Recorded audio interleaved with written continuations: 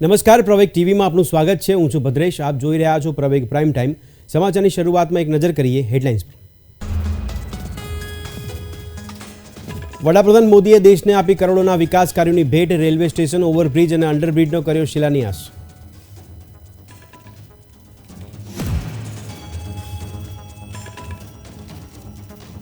અમદાવાદના કાલુપુર, મણિનગર, વટવા રેલવે સ્ટેશનનો પુનઃ વિકાસ થશે. પીએમના વિડીયો કોન્ફરન્સિંગ લોકાર્પણ દરમિયાન સીએમ ભૂપેન્દ્ર પટેલ રહ્યા ઉપસ્થિત.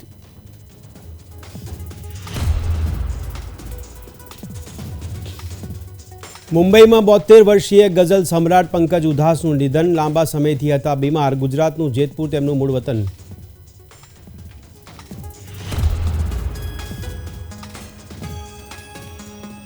બનાસકાંઠા લોકસભા બેઠકને લઈને ભાજપ દ્વારા તૈયારી. ભાજપ ઉમેદવારોની સેન્સ પ્રક્રિયા હાથ ધરશે.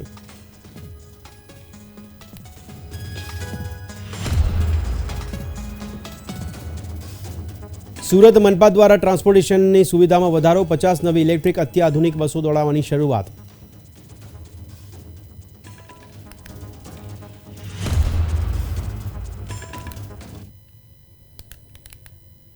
અને હવે સમાચાર જોઈએ વિગતવાર.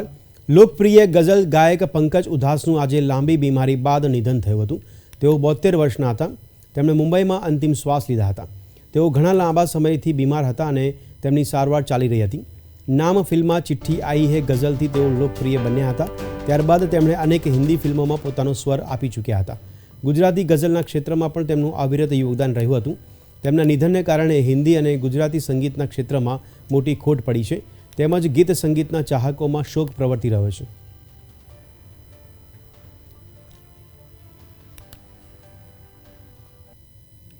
પીએમ મોદી એક બાદ એક વિકાસના કાર્યોનું લોકાર્પણ અને શિલાન્યાસ કરી રહ્યા છે.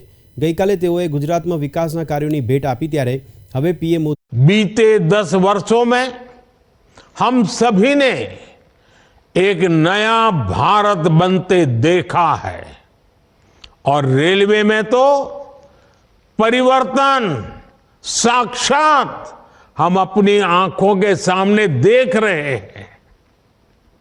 जिन सुविधाओं की हमारे देश के लोग कल्पना किया करते थे, लोगों को लगता था कि काश भारत में ये होता तो.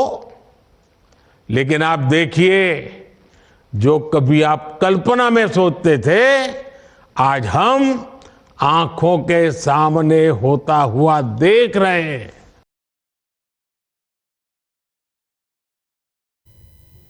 વડાપ્રધાન નરેન્દ્ર મોદીએ દેશમાં આયોજિત અત્યાર સુધીની સૌથી મોટી વૈશ્વિક ટેક્સટાઇલ ઇવેન્ટ્સમાં હાજરી આપી હતી. અહીં તેમણે કાપડ ક્ષેત્રને સંપૂર્ણ સમર્થન આપવાનું વચન આપ્યું હતું અને ભારપૂર્વક જણાવ્યું હતું કે તે 2047 સુધીમાં ભારતને વિકસિત રાષ્ટ્ર બનાવવામાં કાપડ ક્ષેત્ર નિર્ણાયક ભૂમિકા ભજવશે. તેમણે વધુમાં જણાવ્યું હતું કે 2014માં ભારતના ટેક્સટાઇલ માર્કેટનું મૂલ્યાંકન 7 લાખ કરોડથી ઓછું હતું, જ્યારે તે હવે રૂપિયા 12 લાખ કરોડને પાર કરી ગયું છે. विकसित भारत के 4 प्रमुख स्तंभ हैं: गरीब, युवा, किसान और महिलाएं. और भारत का टेक्सटाइल सेक्टर इन चारों यानी गरीब, युवा, किसान और महिलाएं सभी से जुड़ा हुआ है. इसलिए भारत टैक्स ऐसे इस आयोजन का महत्व बहुत बढ़ जाता है. साथियों, विकसित भारत के निर्माण में टेक्सटाइल सेक्टर का योगदान और बढ़ाने के लिए हम बहुत विस्तृत दायरे में काम कर रहे हैं. हम ट्रेडिशन, टेक्नोलॉजी, टैलेंट और ट्रेनिंग पर फोकस कर रहे हैं. एक स्थिर और दूरगामी नीतियां बनाने वाली सरकार का सकारात्मक प्रभाव इस सेक्टर की ग्रोथ पर साफ देखा जा सकता है. 2014 में भारत के टेक्सटाइल मार्केट का वैल्यूएशन 7 लाख करोड़ रुपए से भी कम था. आज ये 12 लाख करोड़ रुपए को भी पार कर गया है. पिछले 10 साल में Bharat yarn production, fabric production और अप्रैल प्रोडक्शन तीनों में ही 25% की बढ़ोतरी हुई है। सरकार का जोर एक सेक्टर में क्वालिटी कंट्रोल पर भी है।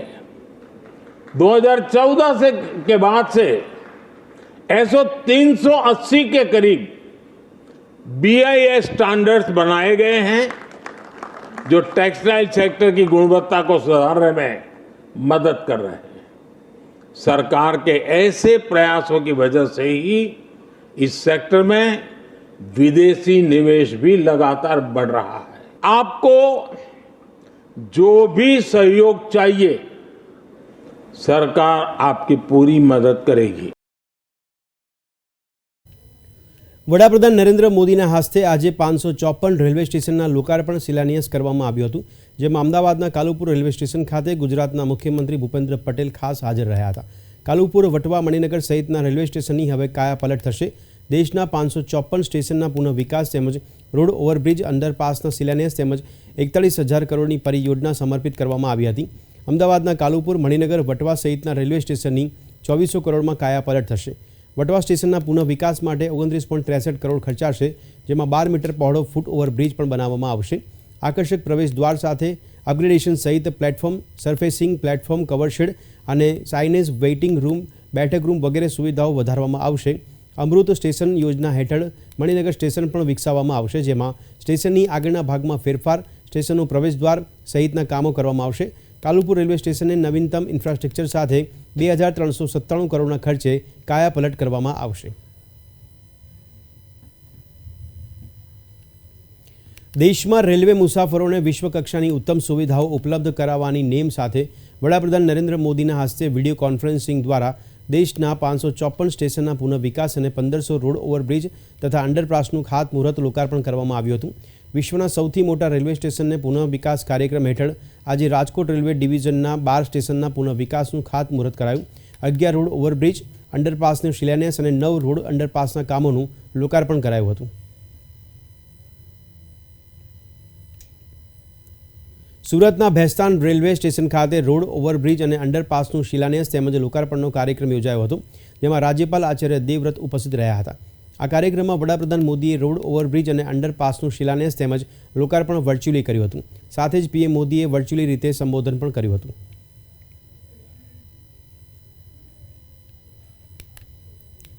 સુરત મહાનગરપાલિકા દ્વારા આજથી શહેરના રસ્તાઓ પર 50 જેટલી ઇલેક્ટ્રિક બસો દોડાવવાની શરૂઆત કરવામાં આવી છે. અદ્યતન ટેકનોલોજી અને સુવિધા સાથેની એક બસની કિંમત 1.68 કરોડ રૂપિયાની થાય છે, જે બસમાં આગળ અને પાછળ બંને બાજુએ સીસીટીવી કેમેરા લગાવવામાં આવ્યા છે. ઉપરાંત બસમાં કેટલા મુસાફરોની સંખ્યા છે તેના પર બાજ નજર રાખવા માટે પણ 360 ડિગ્રી સુધીના કેમેરા પણ ઉપલબ્ધ કરાવવામાં આવ્યો છે. આ સાથે અન્ય સુવિધાઓનો પણ બસમાં સમાવેશ કરાયો છે, જેમાં 35 જેટલી બસો ONGCથી સરથાણા અને 15 જેટલી બસો ઉધનાથી સચિન રૂટ પર દોડાવવા માટેની જાહેરાત કરવામાં આવી છે. એક રીતે સુરત મહાનગરપાલિકા દ્વારા શહેરમાં ટ્રાન્સપોર્ટેશનની સુવિધામાં અદ્યતન ટેકનોલોજીનો ઉપયોગ કરવામાં આવ્યો છે.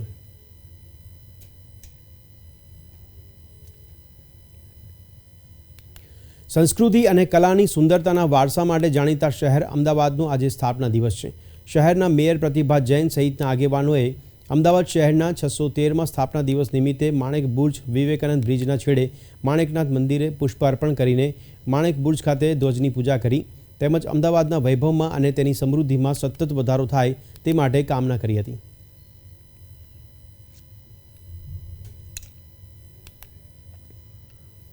તો દેશમાં લોકસભાની ચૂંટણીના ભણકારા વાગી રહ્યા છે, ત્યારે બનાસકાંઠા લોકસભા સીટને લઈને ભાજપ દ્વારા તૈયારીઓ શરૂ કરવામાં આવી છે. બનાસકાંઠા લોકસભા ચૂંટણીને પગલે આજે બનાસકાંઠા જિલ્લા ભાજપ કાર્યાલય ખાતે ગોરધન ઝડફિયા, કૈલાશ પટેલ અને પિયુષ પટેલ દ્વારા આગામી લોકસભાની ચૂંટણી માટે ઉમેદવારોની સેન્સ પ્રક્રિયા હાથ ધરાઈ હતી, જેમાં બનાસકાંઠા લોકસભા બેઠક માટે ભાજપના આગેવાનોએ તેમની સેન્સ રજૂ કરી હતી. આ તમામ પ્રક્રિયા દરમિયાન મીડિયા કર્મીઓને દૂર રાખવામાં આવ્યા હતા.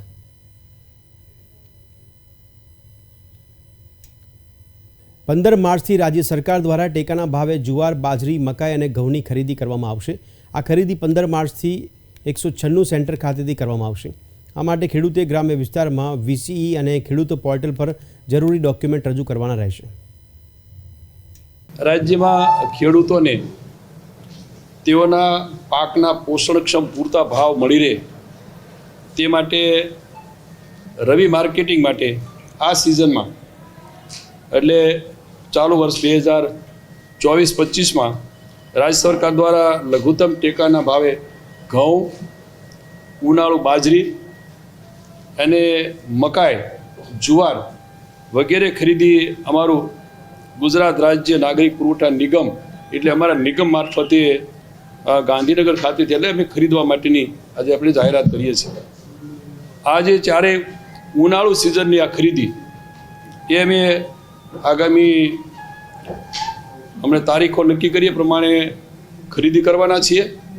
અને એના સેન્ટરને વિગત કહીએ તો ઘઉં જે ભાવે ખરીદવાના છે પ્રતિ ક્વિન્ટલના 2275 રૂપિયાએ, બાજરી માટે પ્રતિ ક્વિન્ટલના ₹2500, જુવાર હાઇબ્રિડ જુવાર એના માટે પ્રતિ ક્વિન્ટલના 3180 રૂપિયા, જુવાર માલદંડી એટલે ઊંચી ક્વોલિટીની હોય છે એના 3225 રૂપિયા, મકાઈ પ્રતિ ક્વિન્ટલના 2090 રૂપિયાના ભાવે આ લઘુત્તમ ટેકાના ભાવે નક્કી કરેલા ભાવે અમે ખરીદવા માટેનું અમારા નિગમના માધ્યમથી નક્કી કર્યું છે. એગ્રો ડીલર મહાસંમેલન 2024 ગાંધીનગર ત્રિમંદિર અડાલજ દાદાનગર કન્વેન્શન હોલ ખાતે યોજાયું હતું, જેમાં સમગ્ર ગુજરાત રાજ્યમાંથી અંદાજિત 10,000 જેટલી સંખ્યામાં એગ્રો ડીલર્સ, વેપારીઓ, પ્રતિષ્ઠિત કંપનીઓ વગેરે ઉપસ્થિત રહ્યા હતા. જોકે સરકારે એગ્રો ડીલર્સ વેપારીઓની માંગણી સ્વીકારી લેતા તેમણે આભાર સંમેલન યોજ્યું હતું, જેમાં મોટી સંખ્યામાં રાજ્ય બહારથી પણ લોકો આવ્યા હતા. આજે ઋણ સ્વીકાર પ્રોગ્રામ હતો. કેન્દ્ર સરકાર શ્રી દ્વારા અમારી જે માગણીઓ હતી 2015થી એનો સ્વીકાર કરવામાં 2019માં આવેલો હતો. એટલે એમના ઋણ સ્વીકાર પ્રોગ્રામ તરીકે પણ અમે આ સમગ્ર ગુજરાતમાંથી અંદાજે 10,000 કૃષિ વિક્રેતાઓ અહીંયા મળી રહ્યા છીએ. ઉપરાંત બીજા રાજ્યોમાંથી પણ અંદાજે 100 લોકો અહીંયા આવેલા છે. અને આ પ્લેટફોર્મ પરથી અમે લોકોને સંદેશ આપવા માગીએ છીએ કે ખેડૂતો અને ખેતીનું હિત જળવાય એવું ઉચ્ચ અને માર્ગદર્શન, સાચું માર્ગદર્શન મળે એવી અમે આ પ્લેટફોર્મ પરથી દરેક કૃષિ વિક્રેતાઓને અપીલ કરીએ છીએ.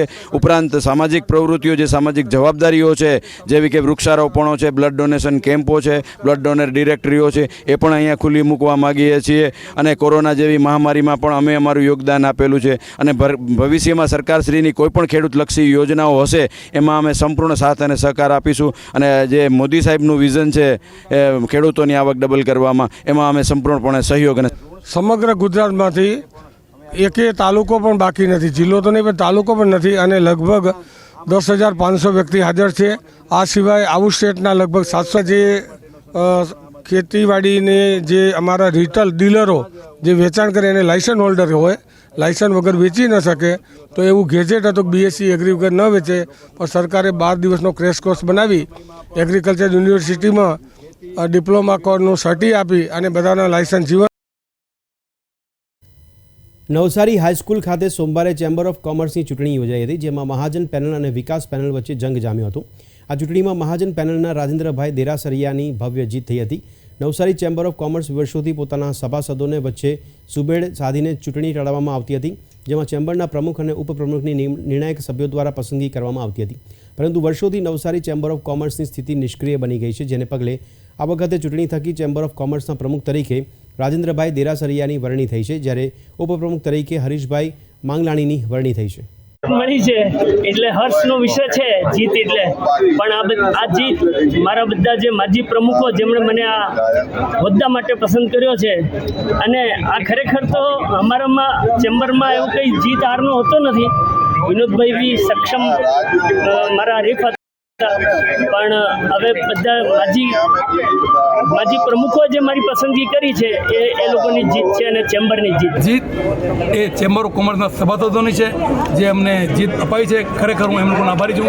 અને અમે પહેલાં જ કહ્યું હતું કે મહાજન પેનલની જીત થશે, કેમ કે આ મહાજનોની પેનલ છે, જેથી મહાજનો પેનલની જીત થશે એવું અમે પહેલેથી જ કહેતા આવ્યા. અને આજે પણ કહ્યું છે કે આ મહાજન પેનલ છે અને મહાજનોની છે. અમે સાથે રહીને કામ કરીશું. જ્યાં પણ જ્યારે પણ મહાજનોની જરૂર પડશે ત્યારે અમે પડખે રહીશું. ઉત્તર ગુજરાત વણકર સમાજ પંચ અને પરગણા મહાસંઘ ટ્રસ્ટના ઉપક્રમે ગાંધીનગરમાં વણકર ભવનનો ભૂમિપૂજન સમારોહ યોજવામાં આવ્યો હતો. સમાજના આગેવાનો દ્વારા અંદાજિત ₹12 કરોડના ખર્ચે અનુદાન કરવામાં આવ્યું હતું.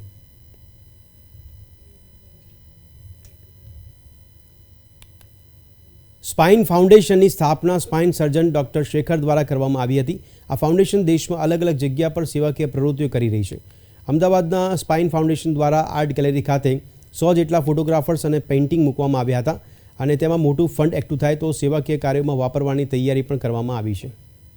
मैं यहाँ स्पाइन फाउंडेशन रिप्रेजेंट कर रहा हूँ, जो एक नेशनल ऑर्गेनाइजेशन है पिछले 25 साल से, जो हम लोग का गरीब लोगों के लिए, आदिवासी लोगों के लिए जो स्पाइन केयर की ज़रूरत है, जिसमें उनसे मिलना, उनकी शिकायत के बारे में जांच करना, इन्वेस्टिगेशन करना, उनको एडवाइस करना और फाइनली सर्जरी करना, ये सब चीज़ हम लोग नेशनल लेवल पे 20 सेंटर्स थ्रू ये काम कर रहे हैं. और ये हमारा काम हर वीकेंड को रहता है, तो साल में हर वीकेंड को हम लोग बाहर जाके महाराष्ट्र, गुजरात, उड़ीसा, वेस्ट बंगाल, तमिलनाडु सब जगह जाके आदिवासी और रूरल एरिया में पेशेंट को इलाज करते हैं. और ये हमारा फाउंडेशन का मेन एम है. વોટર પ્યોરિફિકેશન અને ટ્રીટમેન્ટ ઉદ્યોગના સૌથી મોટા વિશ્વસનીય અને સૌથી મોટા association water purification and treatment association of Gujarat 29 ફેબ્રુઆરીથી 2 March સુધી ગાંધીનગરમાં મહાત્મા મંદિર ખાતે દક્ષિણ એશિયાનો સૌથી મોટા વોટર એક્સપો વેબટેક વોટર એક્સપો 2024ની 8મી એડિશનનું આયોજન કરાયું છે. 8મી એડિશન એવા વાપટેક વોટર એક્સપો 2024માં વોટર અને હોસ્ટ વોટ મેનેજમેન્ટ સેક્ટરમાં લેટેસ્ટ ટેકનોલોજી દર્શાવતી ભારત અને આંતરરાષ્ટ્રીય સ્તરની અગ્રણી કંપનીઓ ભાગ લેશે. એક્સપો સમગ્ર ઉદ્યોગના લોકોને એકસાથે લાવશે અને બિઝનેસ ડેવલપમેન્ટ નેટવર્ક શેર કરવા તથા નવીનતમ વોટર સોલ્યુશન શોધવા માટેની અનોખી તક પૂરી પાડશે. વાપટેક એ પાણીના ક્ષેત્રે સંકળાયેલી મોર દેન 1200 કંપનીઝનું સ્થપાયેલું, ગુજરાતની કંપનીઓનું સ્થપાયેલું એસોસિએશન છે, જેમાં અમે વોટર અને વેસ્ટ વોટરના પ્યોરિફિકેશનના ક્ષેત્રમાં અમે કામ કરીએ છીએ. આ એસોસિએશનની લગભગ 8મું એક્સપો અમારે ગુજરાતમાં અત્યારે ગાંધીનગરમાં મહાત્મા મંદિર ખાતે તારીખ 29 ફેબ્રુઆરી, 1 અને 2 માર્ચ એ રીતે 3 દિવસ માટે અમારો એક બહુ જ મોટો એક્સપો થવા જઈ રહ્યો છે. રિલાયન્સ ઇન્ડસ્ટ્રીઝ અને રિલાયન્સ ફાઉન્ડેશને આજે ભારત અને સમગ્ર વિશ્વના ઈજાગ્રસ્ત, પ્રતાડિત અને ભયગ્રસ્ત પ્રાણીઓના બચાવ, સારવાર, સંભાળ અને પુનર્વસન પર ધ્યાન કેન્દ્રિત કરવા માટેની એક છત્ર પહેલ વનતારા કાર્યક્રમની જાહેરાત કરી છે. ગુજરાતમાં રિલાયન્સના જામનગર રિફાઇનરી સંકુલમાં આવેલા ગ્રીન બેલ્ટની અંદર 3000 એકરમાં ફેલાયેલા વનતારાનો ઉદ્દેશ વૈશ્વિક સ્તરે સંરક્ષણ પ્રયાસોમાં અગ્રણી પ્રદાનકર્તાઓમાં સ્થાન મેળવવાનો છે. પ્રાણી સંભાળ અને કલ્યાણના અગ્રણી નિષ્ણાતો સાથે કામ કરીને વનતારાએ બચાવ કરેલા પ્રાણીઓ સુખેથી રહી શકે તે માટે 3000 એકરની વિશાળ જગ્યાને જંગલ સાથે સામ્યતા ધરાવતા કુદરતી, સમૃદ્ધ, હરિયાળા અને લીલાછમ રહેઠાણમાં રૂપાંતરિત કરી છે. આપણને પહેલાં જે હાથીનું રેસ્ક્યુ સેન્ટર છે એ આપણને બધા જોયા, જે ગજનું અમે સેવા કરીએ છીએ એ બધાને આપણને બધા ત્યાં હોસ્પિટલ જોયું, ત્યાં કિચન જોયું, એના પછી ત્યાં જે કિચનમાં રસોઈઘર છે એ પણ તમને જોયું, જે અમે લડ્ડુ બનાવીએ છીએ, ખીચડી બનાવીએ છીએ, અને આખું અમે સેવાનું કામ કરીએ છીએ. તો આજે છે આ સેવાલય છે, આ ચિડિયાઘર નથી. અમે આ પ્રાણી સેવાલય કરે છે, અહીંયા સેવાનું જ કામ.